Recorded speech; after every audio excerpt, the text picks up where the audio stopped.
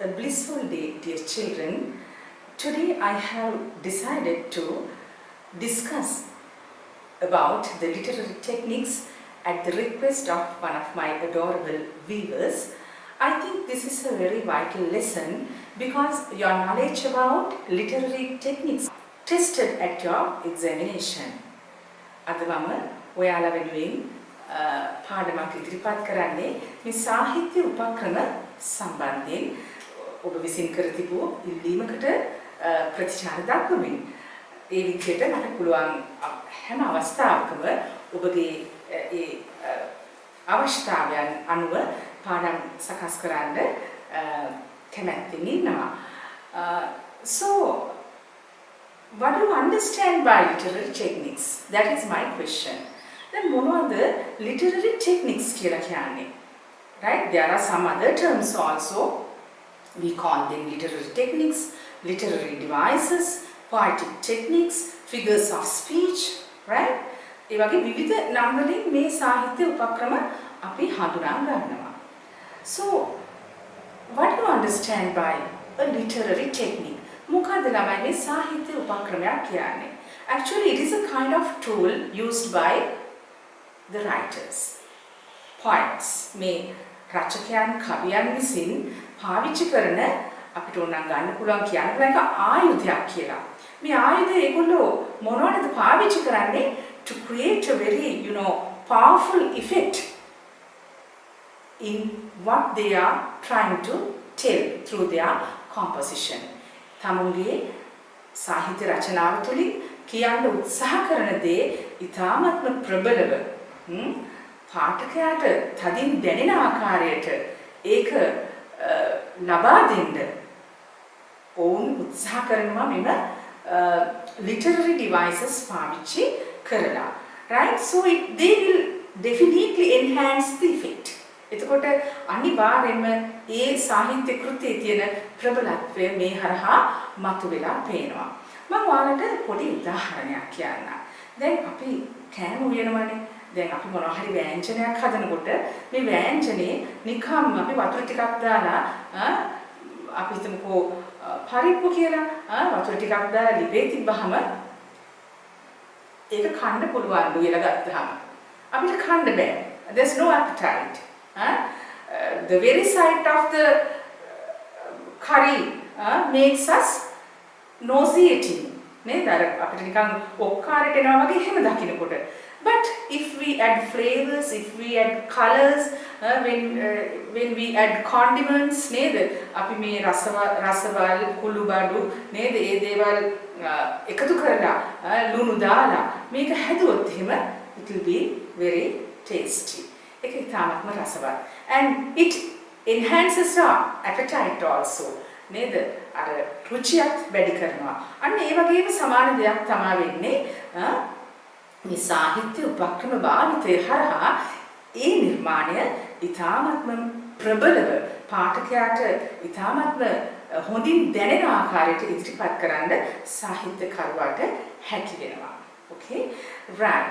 එතකොට එහෙමනම් මම අද සූදානම් වෙන්නේ ඔයගලන්ට තෝරගත්ත උපක්‍රම කීපයක් පිළිබඳව සාහිත්‍ය උපක්‍රම කීපයක් පිළිබඳව හඳුන්වලා දෙන්න. Because we know there are so many plethora of techniques used by the writers and poets, and I think we will not be able to discuss all. මේ ඔක්කොම අපිට සාකච්ඡා කරන්න ඉතාමත්ම අමාරුයි ප්‍රමාණය වැඩි හින්දා. So therefore I am going to pick out some selected techniques which you often come across and which you sometimes find it difficult to identify.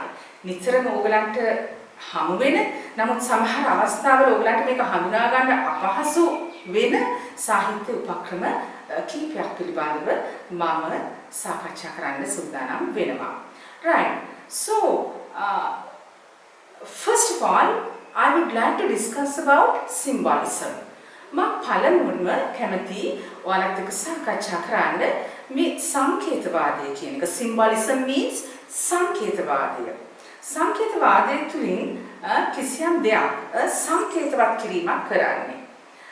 So under this particular technique or this particular device, මේ symbolism කියන device එක යටතේ එනවා ළමයි සාහිත්‍ය උපක්‍රම කීපයක්ම.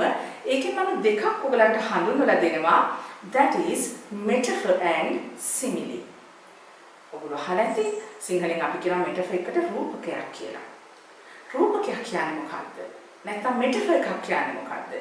metaphor එකක් කියන්නේ ළමයි අපි කිසියම් දෙයක් ඍජුවම තවත් දෙයකට උපමා කරනවා.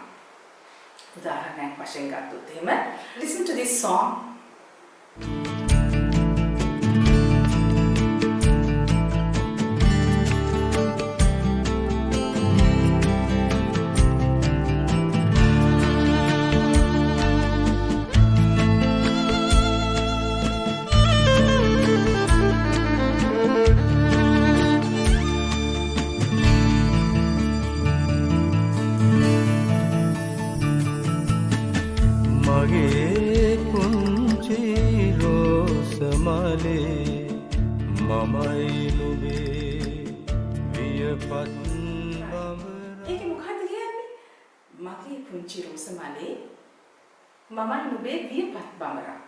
Two metaphors are used here.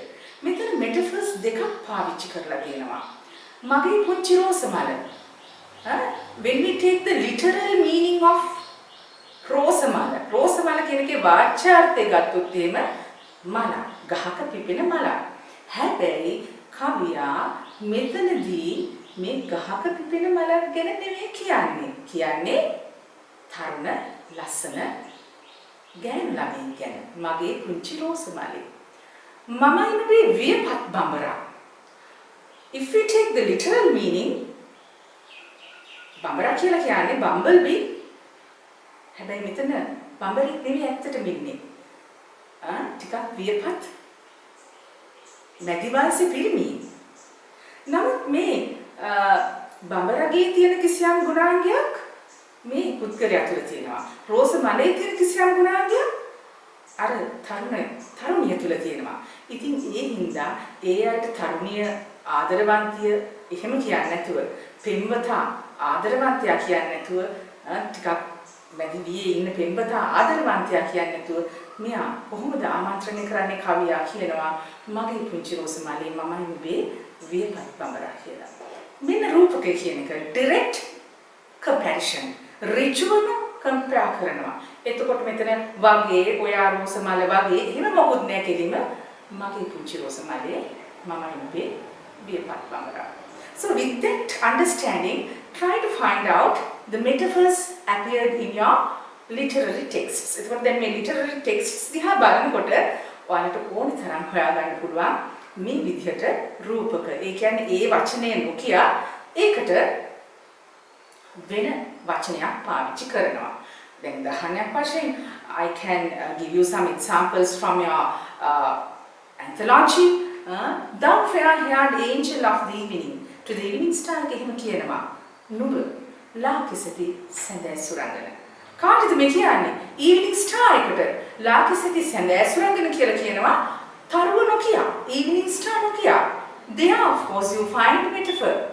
ඊළඟට තව උදාහරණයක් කියනවා මොකද්ද son of the old moon mountain African to the Nile එකේ. එතකොට මේ කාටද son කියලා කියන්නේ? Nile නදියට. Nile නදිය නොකිය son කියනවා. Okay? So that is what we call metaphor. So I think with this understanding you can very correctly select or identify metaphors wherever you see, even in unseen poems. නේද?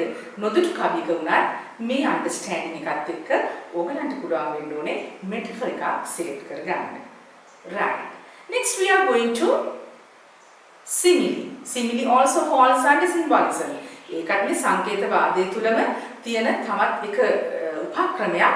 මේක නම් හරිම ලේසි එකක් නේද? අපි simile එකක් හඳුන ගන්නවා. We are comparing two different objects. වෙනස් වස්තුන් දෙකක් නේද? but which have similar qualities. ඒව වෙනත් වස්තුන් දෙකක් සංසන්දනය කරනවා. නමුත් ඒවට තියෙනවා සමානකම්. දැන් උදාහරණයක් වශයෙන් මෙහෙම කිව්වොත් එහෙම ඔබ ඇපල් මලක් වාගේ ලස්සන වසන්ත කාලේ මට හදිස්සියෙන් වාගේ හමු. Listen to this song.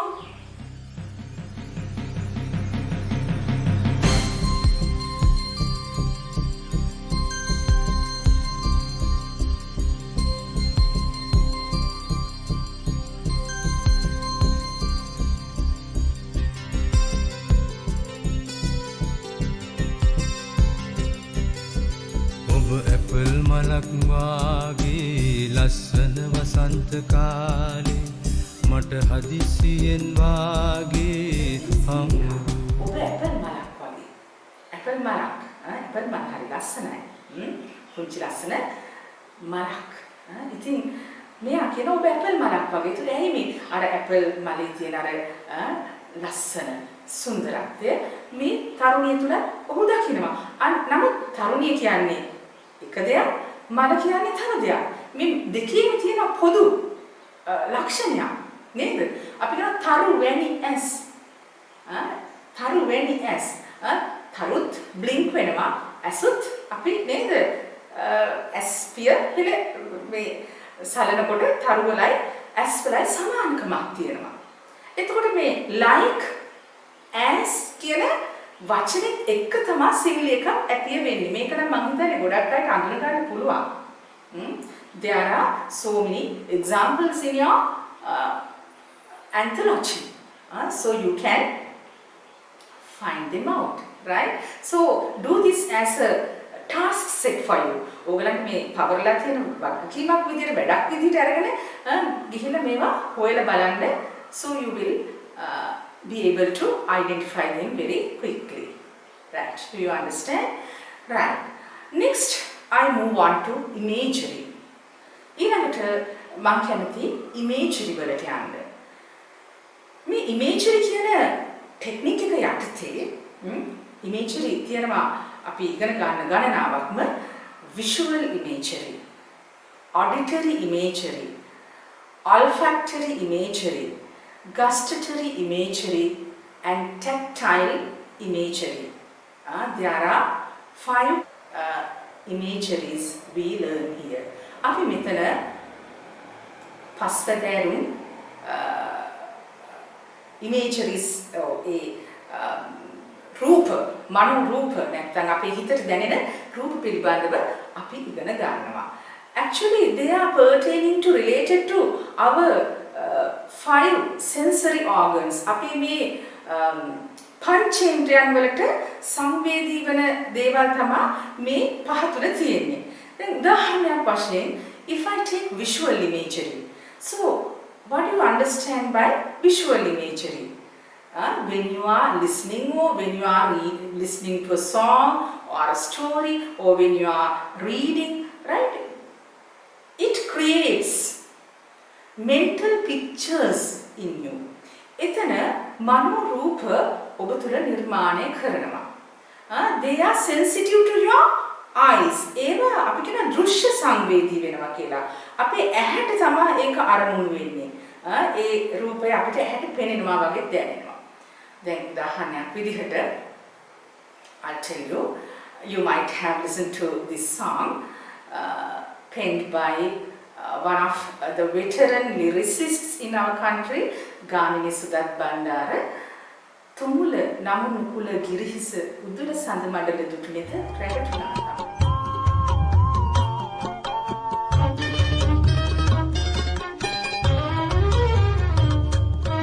Tumula namu nukula girihis udula sandamandala dutunetha ragatunaka.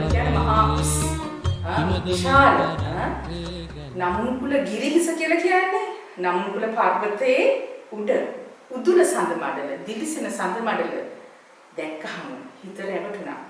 Right? When we listen to that song, right? Yes, we get the mental picture of a very colossal mountain and the moon which is rising over it. ඊට උඩින් පායන හඳ අපිට පේනවා. It becomes visually sensitive. So this is called visual imagery. මේකට කියනවා visual imagery කියලා. දැන් බලන්න ඕගොල්ලෝ මේ ස්ටඩි කරන හැම ටෙක්ස්ට් එකකදීම wave ගත්තත්, the nightingale and the rose ගත්තත්, නේද? the lumber room ගත්තත්, එහෙම නැත්නම් the bear ගත්තත්, we get plethora of mental pictures. Okay, so you can write that technique. There's a visual imagery. නේද? මේකේ තියෙනවා මනෝරූප මවන ආකාරය. Right. Next we are shifting to auditory imagery. Right? මොකක්ද ළමයි auditory imagery කියන්නේ? Auditory imagery එක අපිට දැනෙන්නේ අපේ කනට. අපි කියන ශ්‍රව්‍ය සංවේදී. අපි කනට ඇහෙනවා ඒ වචනේ ඒ වචනය අපි කියනවා මේකට මේ වචනවල ශබ්ද අපේ කන තුලින් අපිට කියන්නේ අපිට ඇහෙනවා වගේ දැනෙනවා. දැන් මේ auditory imagery වල තියෙනවා under auditory imagery there are some different techniques. මේකේ තියෙනවා විවිධ techniques. එකක් තමයි onomatopoeia කියන්නේ. onomatopoeia කියලා කියන්නේ මොකද්ද? onomatopoeia කියලා කියන්නේ ධ්වනිතාර්ථ නම් කරනවා. ඒ කියන්නේ ඒ වචනේ ඒ ශබ්දය අපිට ඇහෙනවා ඒ වචන වලින්. දැන් කියනවා horse booming drums of the regiment, voice kind. voice kind එකේ කියනවා horse booming drums of the regiment. regiment වේ නින්නාද වන බේර කියනකොට අපිට ඒ නින්නාදේ booming කියන එකෙන් ඇහෙනවා. ඒ රළු බව ඇහෙනවා. ඊට screech owls calling. choose company එකේ නේද? අර ඒ screech කියන වචනේ මේ ඒ අර shrill voice එක ඒ සතාගේ කටුක ස්වරය අපිට ඇහෙනවා. he rattled his chain. rattle කියනකොට අර chains එකට ගැටෙන හඬ ඇහෙනවා. so this is called onomatopoeia. right? මේකට අපි කියනවා onomatopoeia. next one, there's another technique comes under auditory imagery. මේ auditory imagery කියන technique එක යටතේ තවත් එනවා technique එක, that is alliteration. ඒකට අපි කියනවා alliteration කියලා. in sinhala we call අනුප්‍රාසය. අපි ඒකට කියනවා ළමයි අනුප්‍රාසය කියලා. මොකක්ද මේ අනුප්‍රාසය කියන්නේ? දැන් අපි දන්නවා අපේ alphabet එකේ තියෙනවා vowels and consonants කියලා නේද? අකුරු වර්ග දෙකක්, ස්වරාක්ෂර සහ ගාත්‍රාක්ෂර කියලා සිංහලෙන් අපි කියනවා. එතකොට මේ ගාත්‍රාක්ෂර නැත්නම් consonants, right? ගාත්‍රාක්ෂරය ළඟ යෙදෙනකොට එක පේලියේ if a consonant is used in close succession in a sentence, that is called alliteration. Okay? ව්‍යංජනාක්ෂරයක් වාක්‍යයක ළඟ වචනේ මුල යෙදෙනවා නම් අපි ඒකට කියනවා alliteration එකක් කියලා. drill and die නේද? drill and die කියනකොට ඩ කියන ශබ්දය drill එකටත් දෙනවා, die කියන එකටත් දෙනවා. එතකොට ඒක අන්න alliteration එකක්. ඊළඟට thirst for fight. ඒතර for fight for කියන ශබ්ද දෙක එක ළඟ එනවා. Okay? Right. That is what we call alliteration. Now then under auditory imagery, onomatopoeia comes and alliterations. Next one, assonance. අපි සිංහලෙන් කියන මේකට අනුනාදය කියලා. assonance එකකදී වෙන්නේ ළමයි vowels එනවා එක ළඟ. vowels or diphthongs. diphthongs කියලා කියන්නේ combination of two vowels, right? then coin කියලා ගත්තොත් එහෙනම් C O I N coin. loud L O U D loud. එතකොට O I කියන එක vowels දෙකක් එක ළඟ ඉදිරියට තියෙනවා. මෙන්න diphthong එකක්. right? ඊළඟට loud කිව්වොත් එහෙනම් O U කියන එක එක ළඟ ඉදිරියට තියෙනවා. අන්න ඒ වගේ අපි ලියන අපි කියවන ඒ පේලියේ ස්වරාක්ෂර වචනවල ළඟ යෙදිලා තියෙනවා නම් if vowels are used in close succession, they are called assonance. ඒකට අපි කියනවා assonance කියලා. Okay? එහෙනම් මේ වෙනකොට අපි ඉගෙන ගත්තා metaphor, simile, under imagery, visual imagery, auditory imagery. Right? එතකොට visual imagery that is pertaining to your sight, and auditory imagery is pertaining to your hearing. Right? So next one is olfactory imagery. ඊළඟට අපි යනවා olfactory imagery කියන එක.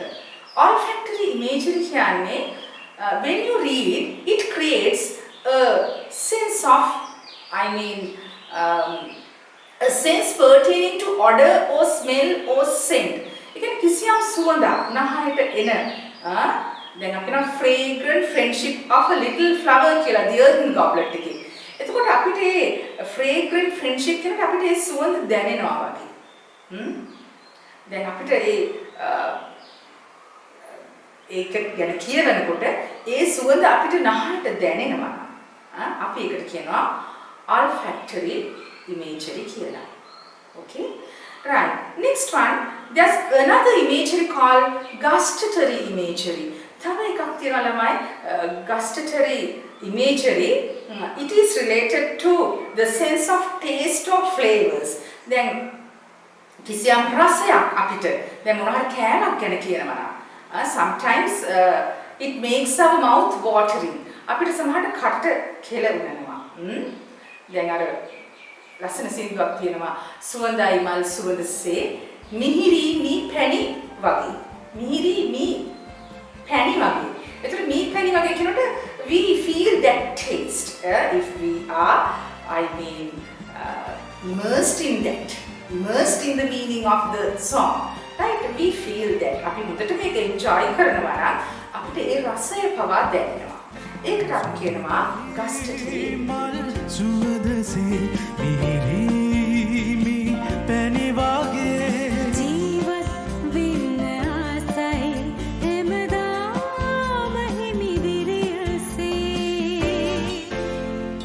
imagery එකක් තියෙනවා that is tactile imagery. In sinhala we call it ස්පර්ශක සංවේදනය. අපිට මේ ස්පර්ශය අපි මේ හැමත දැනෙනවා වගේ. දැන් උදාහරණයක් වශයෙන් when you read the Nightingale and the Rose, නේද? The Nightingale and the Rose කරනකොට the thorn went deeper to her chest, නේද? කටුව ඇගේ ලයට ලය ගැඹුරට වඩා ගැඹුරට ගියා. කියනකොට we feel that piercing sensation. අපිට ඒක දැනෙනවා ඇඟට. So that is called tactile imagery. I think you have been able to understand the techniques clearly, and what I want you to do is you must try to identify these techniques independently. දැන් ගොඩාක් විදිහට ගොඩාක් වෙලාවට ළමයි කරන්නේ මොකක්ද? අපි දැන් පාඩම කියලා මෙන්න මේ ටෙක්නික් එක මේක කිව්වම ඔය ටික කටපාඩම් කරගන්නවා. ඒකෙන් ආවොත් හොඳයි වෙන එකකින් වෙන කොහෙන් හරි අයිඩෙන්ටිෆයි කරන්න කිව්වොත් එහෙම ළමයින්ට බෑ. මේ විදිහට ඉගෙනගෙන වැඩක් නෑ ළමයි. It is a very mechanical kind of learning. You have to understand. You must try to fathom it clearly and next try to put into practice. Next we are going to talk about the poetic diction. So what do you understand by poetic diction? මොකද්ද ළමයි poetic diction කියන්නේ? Poetic diction කියලා කියන්නේ කවියා හෝ රචකයා තමුන්ගේ නිර්මාණය සඳහා යොදා ගන්නා බස, කවි බස, රචනය සඳහා යොදා ගන්නා භාෂාව. එතකොට මේ diction එකේ තියෙනවා there are varieties of diction used by the writers. එතකොට මේ writersලා විවිධ භාෂා යොදා ගන්නවා. එකක් තමයි colloquialism කියන භාෂාව. We call it colloquial language. සාමාන්‍ය ජනතාව ව්‍යවහාර කරන සාමාන්‍ය භාෂාව තමයි අපි colloquialism කියන්නේ. In colloquialism, grammar rules are not observed. මේ වගේ grammar නෑ. Now for an example, I can give you the clown's wife. example එකක් විදිහට මට දෙන්න පුළුවන් clown's wife කියන එක. Clown's wife කියන එකේ you have seen that I do me best. I do my best කියන එකට I do me best. Grammatically wrong. So that is colloquialism. When the writers are trying to talk about illiterate people, so they use colloquialism. ඒගොල්ලන්ගේ අර නූගත් බව මතු කරලා දක්වන්න මේ colloquialism පාවිච්චි කරනවා. Right? And another variety is informal language. Right? So it is the word choice of an individual. The සාමාන්‍ය කෙනෙක් කතා කරනකොට එයා ඒ සඳහා භාවිතා කරන වචන his conversational language එයා converse කරන ආකාරය අපි කියන එකට අවිධිමත් විදිහට භාෂාව භාවිතා කිරීම අපි කියනවා informal language කියලා. So if you go through your literary works in your anthology, you will be able to understand these differences in the writers' compositions. මේ රචකයන්ගේ රචනාවල තියෙන මේ භාෂාමය වෙනස ඔයගලන්ට අත්දකින්න පුළුවන්. You do them practically. ප්‍රායෝගිකව ඔබ විසින් මේක කරන්න කියවලා බලන්න.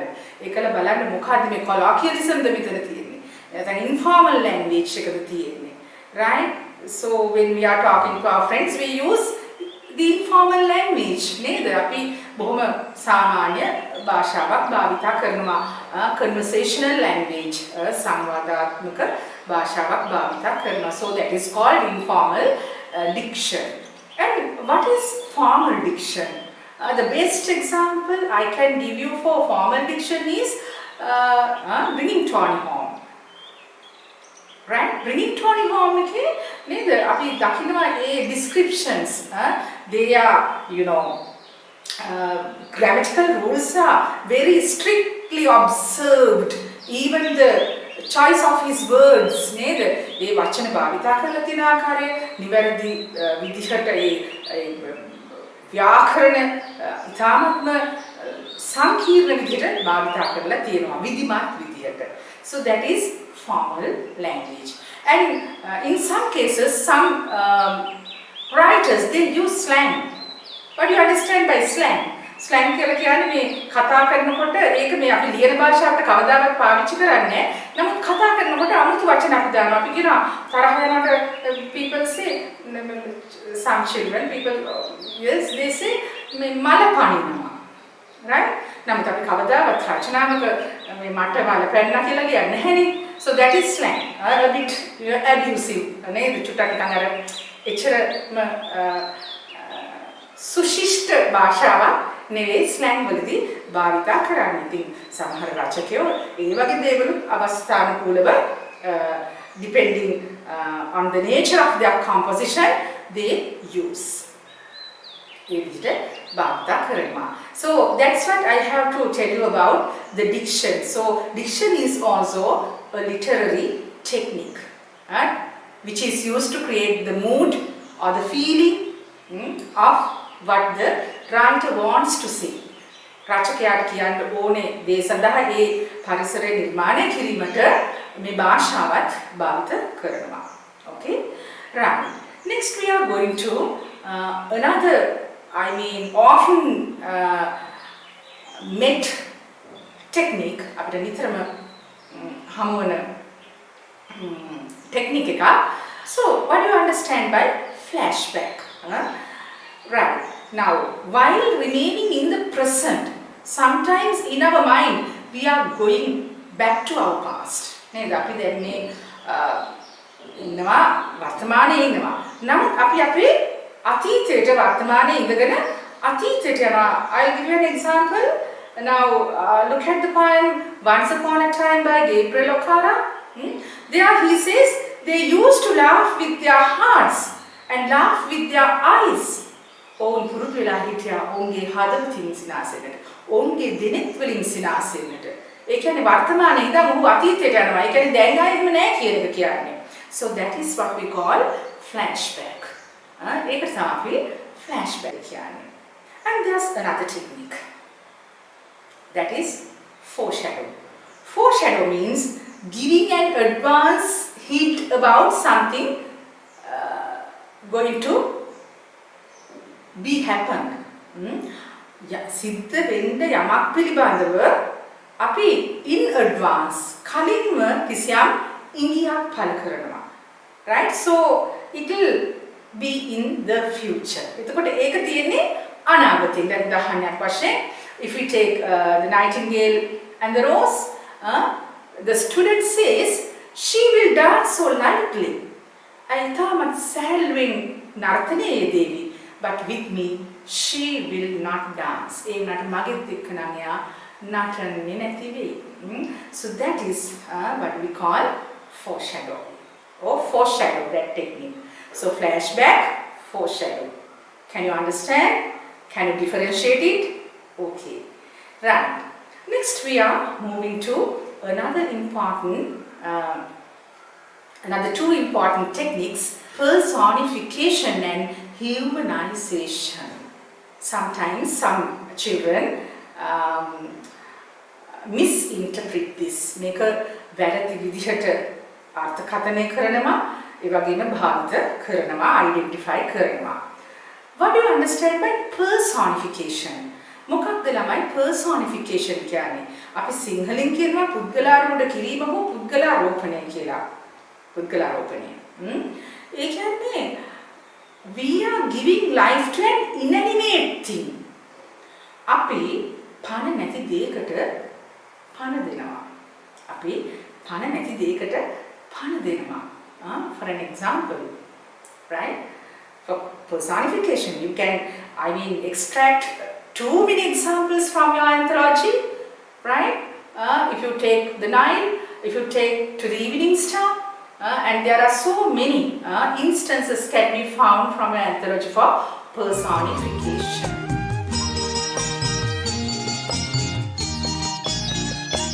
යාළු බාල සඳේ කඳු මුතුනි මොකද කරන්නේ මා දෙසම නොවේද නෙත් නොසලා බලා සිටින්නේ ඈ සිටින තැනට මටත් හොරා මා ගෙන යන්නේ හැගෙනලල් තලේ පහසු වලා පෙලේ අඳින්නේ යාළු බාල සඳේ it is an inanimate object, element නේද? ඒකට පණ නැහැනේ. නමුත් මෙයා කවියා මොකද කරන්නේ? පණ දීලා කතා කරනවා. ඔබ මොකද කරන්නේ? මා දෙසම නොවේද නෙත් නොසලා බලා සිටින්නේ. ඇසුත් දීලා තියෙනවා. එහෙනම් මේ අජීවී දෙයකට පණ දෙන එකට තමයි personification කියන්නේ. But humanization is different from personification. නමුත් මේ මානවීකරණය, humanization කියන්නේ මානවීකරණය කියන එක personification එකට වැඩිය වෙනස්. මානවීකරණයේදී සිද්ධ වෙන්නේ we are giving human attributes to a living thing. මේ පණ තියෙන සජීවී දෙයකට අපි දෙනවා human attributes. Human attributes කියලා කියන්නේ මිනිස් ගුණාංග. Now for an example, the nightingale and the rose, right? There the nightingale is humanized. එතන nightingale ට මොනවද කරලා තියෙන්නේ? මොකද්ද යොදාගෙන තියෙන ටෙක්නික් එක?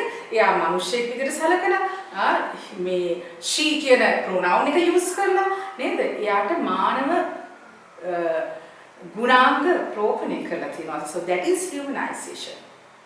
ඒක තමයි humanization කියන්නේ. Now for an example, I'll give you an example for this personification. කියන්න සුළඟේ ඔබ කොහේ සිටද ඉන්නේ උලකට කතා කරන්න පුළුවන්ද but this particular person has given life to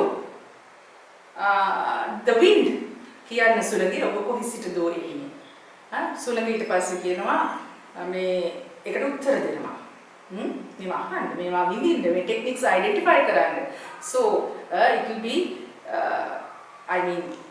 easy thing right එතකොට ඔයගලන්ට පහසු වෙනවා මේවා right. ඒ වගේම ඕනේ තරම් ඇති මේ සත්තුන් එක්ක යෙදෙන සංවාද නේද? ඒ කියන්නේ සතෙකුට මිනිස් ගුණාංග දීලා සැලෙන්නේ හිමියෝ නුඹ දාන්නේ නැහැ. ප්‍රේමසිතක සුවය හඳුනන්නේ නැහැ. සැලලිහිණියත් එක්ක සැලලිහිණියා මිනිස්සෙක් කියලා හිතාගෙන කතා කරනවා. සැලලිහිණියාගෙන් ප්‍රශ්න අහනවා. So that is humanization. Okay? Right.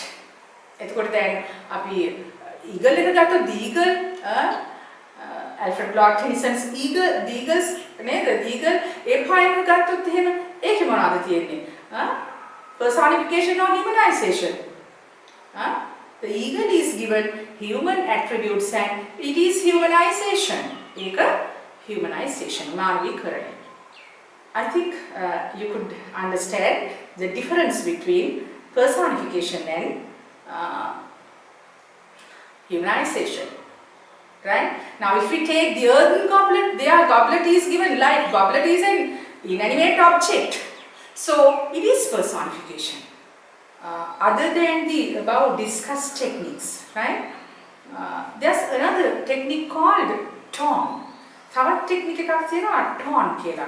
tone කියන්නේ ස්වරය. එහෙම නැත්නම් ඒ මොන මූඩ් එකකින්ද මේ lines කියවිලා තියෙන්නේ, ලියවිලා තියෙන්නේ කියන එක tone එකෙන් අපිට හොයාගන්න පුළුවන්. So there are different kinds of tones we come across in these literary compositions. In some works we find a very romantic tone. බොහොම ආදරණීය ස්වරයක්, ප්‍රේමණීය ස්වරයක් අපිට ඇහෙනවා. සුන්දර බවක් තියෙනවා. Realistic tone. Now when we take a poem like Voice Kind, the tone is very realistic. ඉතාමත්ම යථාර්ථවාදී ස්වරයක්. යථාර්ථය ගැන කතා කරන ස්වරයක් තමයි අපිට ඒකේ ඇහෙන්නේ. ඒ වගේම critical tone is also found in the same. ඒකේ තියෙන critical tone එකත් when we consider this once upon a time, yes, there also you can see this critical tone. විවේචනාත්මක ස්වරයක්. විවේචනාත්මක ස්වරයක් අපිට ඒ lines වලින් මතු කරලා පේනවා. In some melancholic, the tone is highly melancholic. සමහර කෘතීන් වල නැත්නම් සාහිත්‍ය කෘතීන් වල අපිට රචනා වල දකින්න ලැබෙනවා ඒ ස්වරය හරිම දුක්බරයි. දැන් අර Twilight of a Crane එකේ සූගේ චරිතය තුල එයා කතා කරන සමහර දේවල් වලදී her tone is highly melancholic. Okay? Next one, humorous. Humorous කියන්නේ සමහරට හාස්‍ය එක ඒ කියලා තියෙන ස්වරය හරිම හාස්‍ය ජනකයි. කියන්නේ හාස්‍යෝත්පාදන වෙන විදිහට තමයි ඒ ස්වරය භාවිත කරලා තියෙන්නේ. ඒතකොට දැන් humor කියන points දිහා බලපුවාම there are places where you can find this tone, right? Humor. And cheerful. සමහර ඒවා බොහොම ප්‍රීතිමත් බවක් ඒ තුලින් ඒ වචන තුලින් මතු කරලා තියෙනවා. අන්න ඒ විදිහට තමයි අපි tone එක අඳුරගන්නේ. Right? So there are so many, right? I mean plethora of techniques utilized by poets, and it's a very tiring thing to discuss each and every technique because as the number is very high. Now rhetorical question, we often come across this also, this technique. කවියා යොදා ගන්නවා ප්‍රශ්නයක්. ඒ ප්‍රශ්නේ එතන යොදාගන්නේ not expecting an answer from anyone. කිසි කෙනෙක්ගෙන් උත්තරයක් බලාපොරොත්තු නෙවෙයි, but to create an effect, give an effect to the poem. About my husband clown, what would I say? නේද? The clown's wife එකේ ඒ විදිහට තමයි rhetorical question එකකින් තමයි ප්‍රශ්න පටන් ගන්න. Right? ඊළඟට I discussed slightly in Voice Kind antithesis. Antithesis එකේ අර්ථ විපර්යාසය නේද? Voice Kind. යුද්ධය කාරුණිකයි. Contradictory opinion is given about war. නේද? එතන විරෝධී කියන්නේ යුද්ධය කියන එක කාරුණික නැහැ. ඒකට අන්න වගේ antithesis එකක් යොදා ගන්නවා. Repetition. You often come across this technique. Repetition කියන technique එක නිතරම නිරන්තරයෙන් හම්බ වෙන එක. Rhyming words. නේද? rhyming words අපි සිංහලෙන් කියනවා එලිසමිය කියලා. මේ එකම ශබ්දය නමුත් two different words නේද? The best thing is if you forget to keep it in mind, you just remember that nursery rhyme. Twinkle, twinkle, little star, how I wonder what you are. Star, rhyme. They rhyme. Okay? Right. Next one, refrain. Refrain also I think we earlier discussed a little. චුට්ටක් කතා කරා. ඒක අර poem එක තියෙන chorus එක වගේ කොටස නැවත නැවත භාවිත කරන refrain එක. It is from voice kind also. යුද්ධ කාර්මිකයි කියන poem එකේ තියෙනවා, and even in this Cat Stevens's Father and Son, refrains are found, right? And humor. ඊළඟට හාස්‍ය කියන එකක් ටෙක්නික් එකක් විදිහට යොදා ගන්නවා. irony, ඇනුම් පද කීම, satire, උපහාසය, මේ වගේ අපිට විශාල වශයෙන් ටෙක්නික්ස් හම්බ වෙනවා. So try to comprehend them and try to apply your knowledge not only in these seen poems, even in unseen poems, even the songs you listen to, you should try to find out these techniques. So you will be well thorough in the course of time, and you can easily identify these techniques. So thank you very much once again, and as I promised you, I go through your requests, and I'm trying to prepare relevant video clips in the course of time. Thank you very much.